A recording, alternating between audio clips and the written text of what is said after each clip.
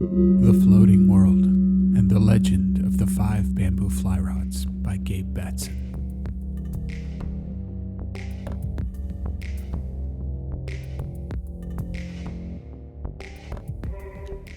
Chapter 5, MOONBOW. So I travel here with tears reflecting the moon. Mazzy punched the throttle. The car roared and leaped forward, spraying burnt rubber and gravel.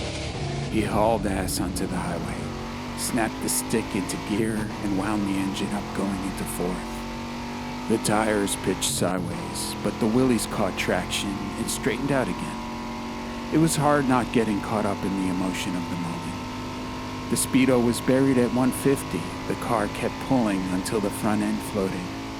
He decided to cool it. He relaxed as he got onto the thruway, eventually driving over the bridge and back into the Bronx. He climbed the steps to his house. As he passed the dark living room, he saw Anthony was sitting on one of the plastic-covered couches. "What are you doing? You're not supposed to be in here," Mazzy said. "I like it. It's quiet," said Anthony. "Okay. Well, you need anything before I go to bed?" Mazzy asked. Anthony looked into the darkness. "No, I'm all right," he said. Mazzy went up to his room and locked the door. Over his drafting table, he held the button until the fluorescent lamp buzzed to life. He unpacked the portfolio. Here are the contents. 1. Formal invitation. Text wove cardstock, perfumed. 1. Personal letter, addressed to he and Dani, hand-laid stationery, French. 3. Wilderness maps for locations in the Rocky Mountains, BLM issue, green. 1. Brochure for the floating world, accordion fold, color prints. 1. Packet of information, lists of supplies, directions, and suggestions to aid in a safe passage, detailed, typed, and formatted. 3. Bank strap bundles of US dollars. The next morning, he walked through the cool, dewy sunlight over to Dani's building. He chucked a few pebbles up to her open window and called her name. "Dani! Come down for a second. I want to talk to you." They walked back to Mazzy's place. Up in his room, he told her about what happened the night before and showed her the box of stuff. "What is this, Mazzy? Is this a joke?" she asked. "I can't believe it." "I'm not sure what it is." He was tired. "They want us to go to this place. Maybe we should," he said. "We sort of have to.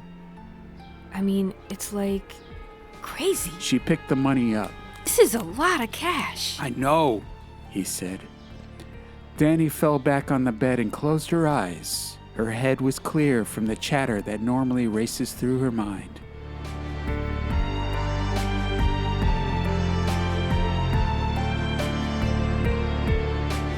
She's found that in this stillness, she's free from the demands of having to grow up too fast.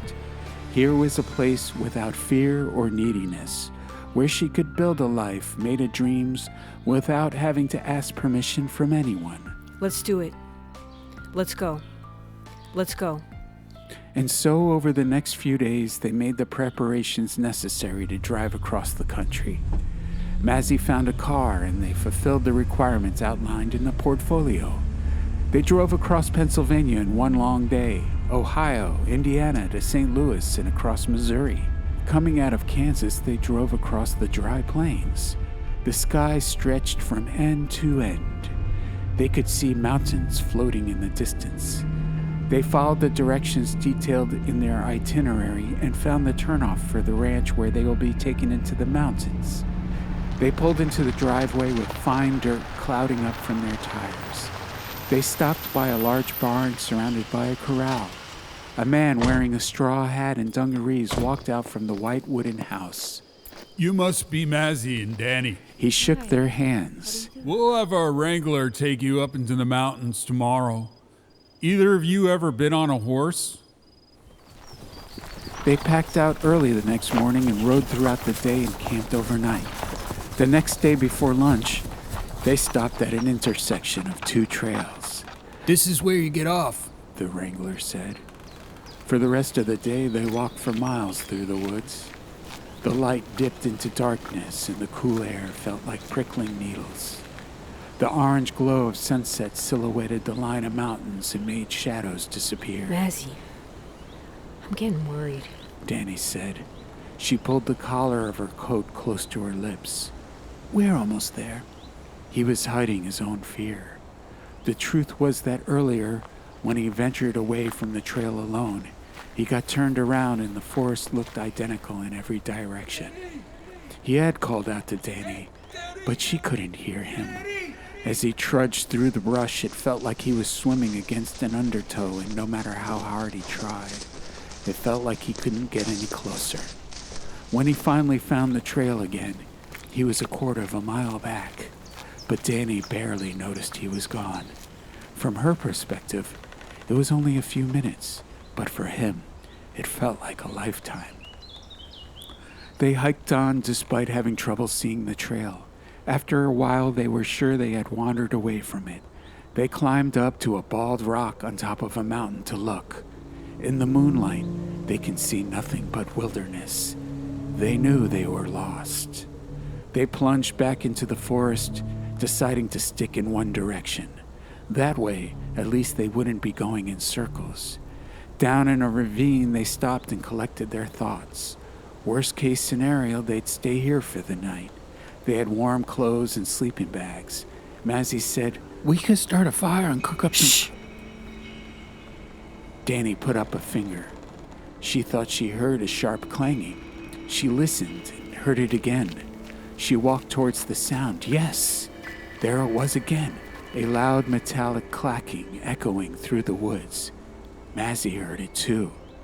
What could it be? Asked Dani. I can't think of anything that sounds like it, said Mazzy. They looked up a crest. They could see sky behind the bark of aspen trees. The clacking continued. Clack, clack. It echoed all around them. They walked over the ridge that overlooked a small clearing. There in the moonlight stood a white fenced corral. Prancing into their vision came a massive white stallion. It clacked over a sheet of rocky ground. Clack, clack, clack. Its mane danced as it bucked, shaking its head. Silver light reflected off of its muscles, rippling across its hindquarters. Maybe we aren't lost anymore, said Dani. We should follow that path, Mazzy said. They walked past a cabin of clapboard hewn with live edges, its windows dark and empty. The path joined a gravel mountain road. They followed along a line of trees that fell off into a steep slope. Before long, they heard a rumble of rushing water. That must be the waterfall from the map, Mazzy said. They followed the sound down a narrow trail and emerged from the trees into a clearing. They were surrounded by a basket of a meadow overgrown with ferns, wildflowers, and wheatgrass. The air was a flurry of fireflies. Nature sparkled and glowed with dewy life. The roar of the nearby waterfall permeated everything. The ground they walked on rumbled. They looked out over the edge. A wide ribbon of river was crashing. A blue mist billowed up to their feet.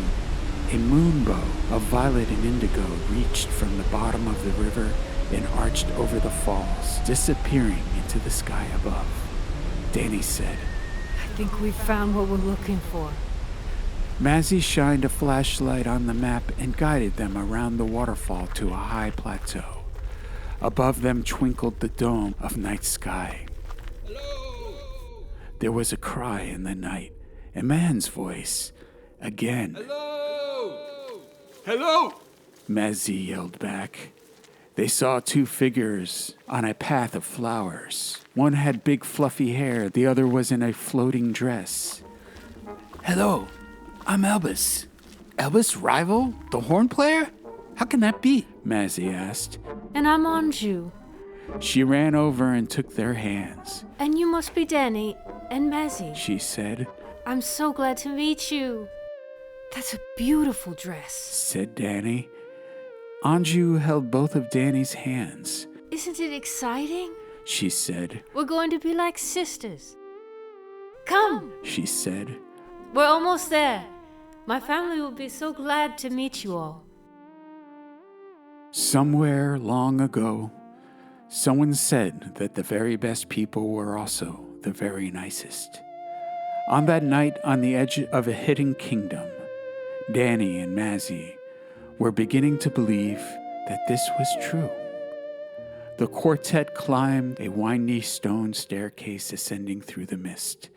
On a mountaintop stood a palace of warm-colored stone. Some people waited on top for the approaching travelers. There was John and Kayleen and another man and woman. John climbed down and greeted Anju and climbed up with the rest. Music piped from inside the home. Far in the distance behind them, the last glow of sunlight disappeared. Hello, everyone, said the man. His smiling cheekbones were framed by long silver hair. My name is Pilon, and this is my wife, Nita. Please, welcome. We're all so glad to meet you. Hello, Elvis. We've heard so much about you. Dani and Mazzy, hello. Hello. Elvis, this is my mother, father, and my brother John, said Anju. Anju, I'd like you to meet Kayleen, said John. Enchanté, Kayleen. I'm so very glad to meet you, said Anju. We're all here together, said Nita. Is Claudia here? Yes, she's inside with Jeremy, said Nita. I'm so glad for this night. What is that? Yelled Dani. She pointed down into the valley. They all turned and looked back down along the mountains. Far down in the valley below, light was spiraling, climbing and falling. Giant pipes that glowed and flickered. That is the world you left behind, said Pilon. Humanity, like streaks of starlight tangled together, rising from the valley like a mist. The paths taken in life, histories in their entirety, viewed in a single moment. They all stared in silence. I don't understand, said Dani. Where are we? This is the floating world. It exists on the edge, said Anju. But we just walked here, said Dani. This is a real place, said Pilon. One of the anomalous locations we call nodes that exist in pockets on this planet. Except everything that happens here also happens in every other world in the multiverse in exactly the same way.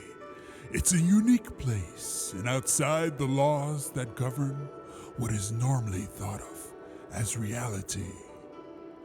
The history of the floating world is long. Tonight there's still much to be done. Let us go inside and get comfortable. Inside, the marble room was large. A long fireplace burned logs along the back wall. Soft music meandered without echo or reverberation.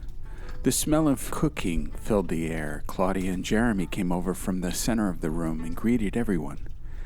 Dani felt an effortless joy, free from worry and not pressed for time. It reminded her of being a girl watching the sailboats on the Hudson River during one of those rare days when her mother was lucid and in control. Life makes many promises, said her mother in the shadow of her blowing hair. She was tilted away from the bluebell sky filled with puffy clouds.